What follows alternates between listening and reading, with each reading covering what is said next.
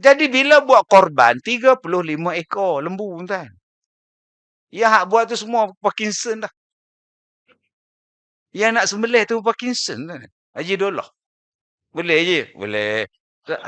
Saya kata boleh ke ni? Lembu anak sembelih pun tengok. Ha? Tak mati aku sekejap lagi kah? Jadi siapa yang saya harap? Saudara kita, Abang Lah. Telefon maghrib ni makbul. Bul. Ya Ustaz.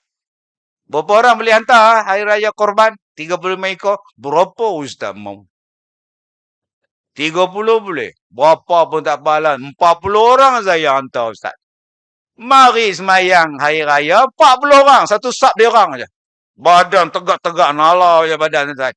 Saya kata, oh dah mai dah. 35 ekor second. Sebelum zuhur siap. Masya Allah.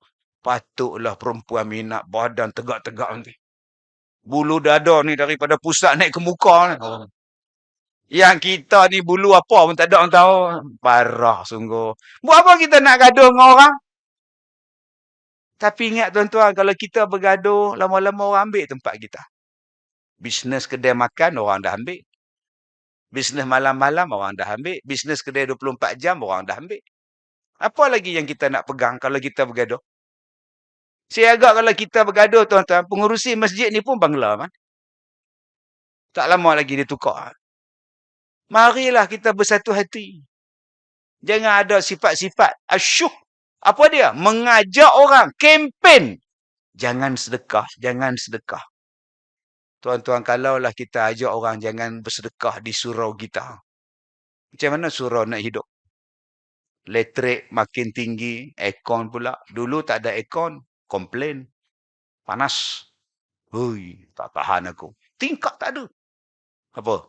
Surau mana ada tingkap? Ya tak ya juga kata dia. Dia orang ajak datang surau. Tingkap tak ada. Berpeluh sampai peha tau. Itu yang aku tak datang. Kita pun pasang aircon.